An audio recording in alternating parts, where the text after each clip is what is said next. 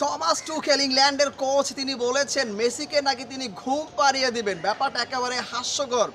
তরল পদার্থ আপনি যে কোনো পাত্রে রাখবেন সে পাত্রের আকার ধারণ করবে। লিওনেল মেসি ঠিক তেমন একজন ফুটবলার যাকে আপনি যে পাত্রে রাখবেন সেই পাত্রের আকার ধারণ করবেন। যে মানুষটা এতভাবে আকার ধারণ করতে পারে তাকে আসলে ঘুম পাড়ানো কি এতটাই সহজ? আমার কাছে মনে হয় এখনও বোকার স্বর্গে বাস করছে টিম ইংল্যান্ড। অবশ্যই ইংল্যান্ডকে এখানে ছোট করে দেখার কিছু নাই, যে কোনো কিছু অঘটন ঘটতে পারে। তবে যেই দলটার মধ্যে লিওনেল মেসি নামে একজন খেলোয়াড় আছে সেই দলটাকে খুব সহজেই ঘুম পাড়ানো সম্ভব নয়।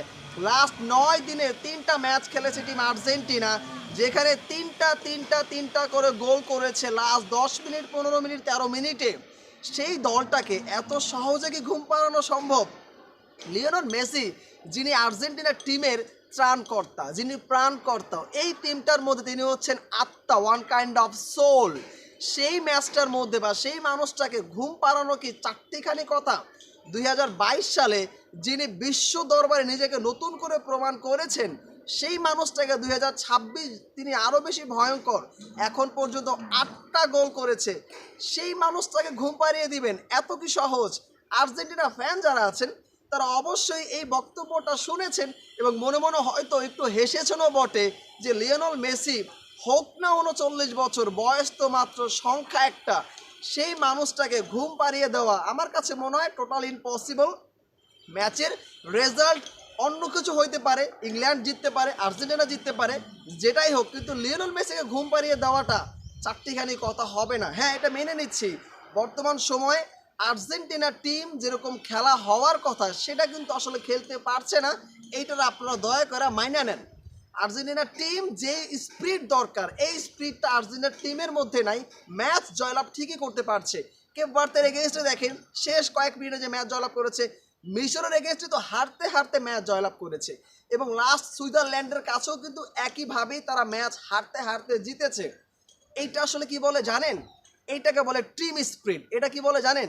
যেখানে লিওনেল মেসি আছে, যেখানে একজন রক্ষণ আছে, যেখানে একটা ভরসার মানুষ আছে, সেই মানুষটার জন্যই কিন্তু আসলে এই ম্যাচগুলো জয়লাভ করেছে। এক কথা বলতে পারেন আর্জেন্টিনার টিমটা আসলে ব্যালেন্স না হোক, ভালো মানের ফরওয়ার্ড না থাকুক, স্ট্রাইকার না থাকুক, উইঙ্গার না থাকুক, এই দলগুলোর মধ্যে বা এই দলটার মধ্যে কি আছে জানেন? এই দলটার মধ্যে আসলে সাহস আসে, ম্যাচ জেতার ক্ষুধা আছে। এই দলটার মধ্যে আসলে একটা টিম স্পিরিট আছে, একটা বন্ডিং আছে। এই বন্ডিংয়ের জোরেই তারা আসলে ম্যাচ জয়লাভ করে নিয়েছে। তবে সত্যিকার অর্থে তা হলো সত্য, ইংল্যান্ডের এগেনস্টে যদি আর্জেন্টিনা হেরে যায় তাহলে এই দোষটা আসলে কার উপরে দিবেন সেটা আপনারা নিজেরাই ডিসাইড করুন। তবে আবারও বলে যাচ্ছি, লিওনেল মেসিকে ঘুম পাড়িয়ে দেওয়ার মতো কোচ এখন পর্যন্ত আসে নাই। সো শুধু শুধু বকওয়াজ না বলাটাই আমি শ্রেয় মনে করি। অপরদিকে হারিকেন ধরিয়ে দেওয়ার একটা পায়তারা হয়তোবা টিম আর্জেন্টিনা অলরেডি স্টকটা তৈরি করে ফেলেছে। যদি আরও 2টা ম্যাচ আছে, 2টা ম্যাচের মধ্যে মেসি 2টা ম্যাচই খেলবে। যদি তারা হেরে যায় তাও কিন্তু আরও একটা ম্যাচ পাবে তৃতীয় নির্ধারণের ম্যাচের জন্য। তবে ইংল্যান্ডের সাথে আর্জেন্টিনার ম্যাচ জয়লাভ করতে হলে প্রচুর ঘাম ঝরাইতে হবে। তাদের প্রথম দিকেই গোল দিয়ে শুরু করতে হবে। লাউতারো মার্টিনেজ, এমিলিও মার্টিনেজকে অনেক বেশি এই জায়গায় ভূমিকা পালন করতে হবে, কারণ তিনি যাতে গোল সেভ করতে পারে সেই কাজটা তাকে করতেই হবে এই ম্যাচটাতে।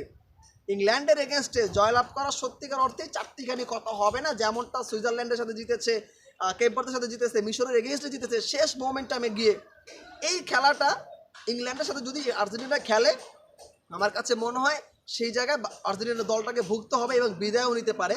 তবে আমরা চাইবো আর্জেন্টিনা অ্যাটলিস্ট মেসির জন্য হলেও 26-এর ট্রফিটা তার হাতে উঠুক এবং তিনি ফাইনাল অবধি যাক।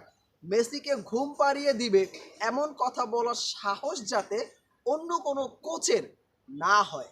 সো আপনারা যারা আর্জেন্টিনা ফ্যান আছেন কমেন্ট বক্সে জানায় যান, আদৌ কি আর্জেন্টিনার এই মেসিকে ঘুম পাড়িয়ে দেওয়া সম্ভব? ধন্যবাদ সবাইকে। আসসালামু আলাইকুম।